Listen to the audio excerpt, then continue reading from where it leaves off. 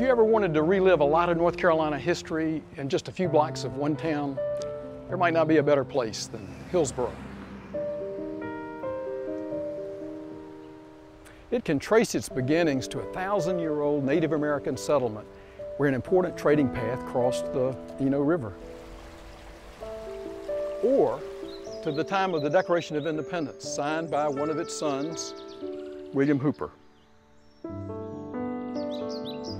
Hillsborough became a center of the resistance to unfair colonial rule years before the Revolution. In fact, 6 members of the Regulator movement were hanged here for treason by Governor Tryon in 1771. The town was taken over and used as headquarters by Lord Cornwallis in 1781 at the end of the Revolution.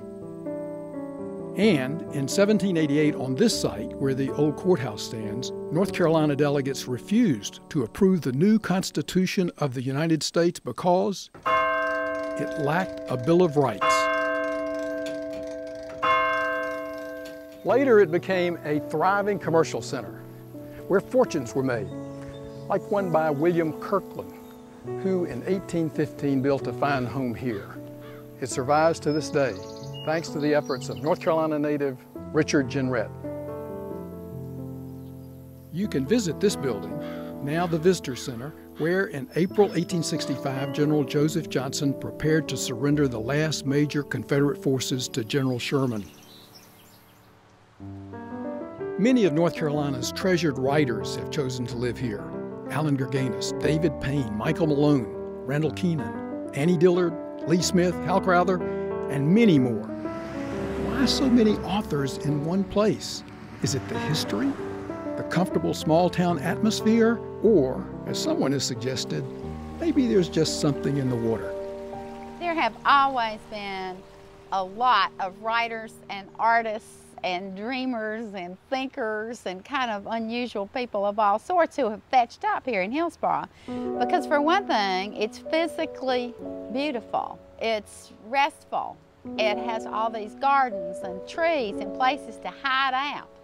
And like any other small southern town, it's very tolerant of its eccentrics. And we need that.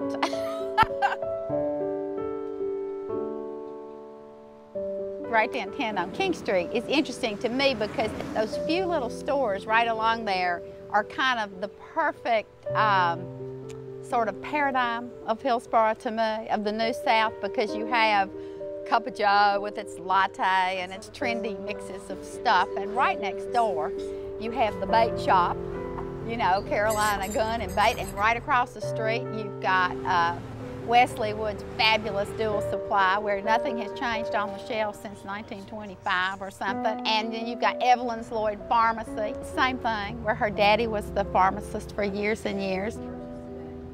You know, so we have this wonderful mix of the new and the old. Writers always live in the presence of ghosts, because all you have is your memory and the past, and that's always what we're drawing on. You know, nobody is ever writing about what happened Tuesday.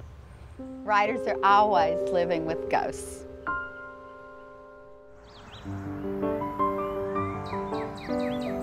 Writers aren't the only folks drawn to Hillsborough.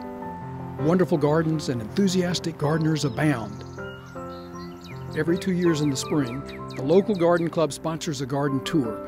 It draws visitors from all over the region. I think that Hillsborough has its own resonating charm and elegance, and all of these people that come back each time are smitten by something in our beautiful town or by someone's garden.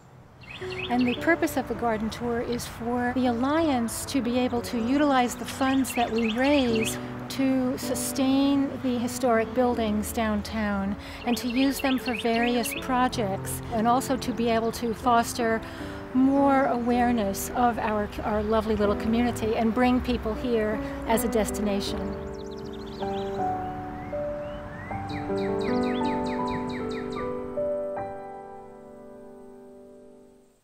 But good living is not all there is in this town. In this old church, which looks like it could have been picked up and moved from England, there is a pastor who can tell us about another side of Hillsborough. St. Matthew's Parish founded at the same time as Orange County. So the history of this parish and the history of Hillsborough are completely intertwined and interwoven. But Hillsborough is not just about heritage. It's also about caring for the well-being of the entire community. Early in my ministry here in the early 1990s, we experienced the devastation of a tornado that came through the western part of Hillsborough. And to see this community rally around to support those who were directly affected by that tornado, that kind of engagement is part of what we're trying to do. As folks continue to move into this community, that we find a way to make sure that they understand the complexity and the diversity and the nature of this community, and to invite them to participate in serving others. Next time you're close by, why don't you take a few minutes for a history lesson in this lively little town of Hillsborough.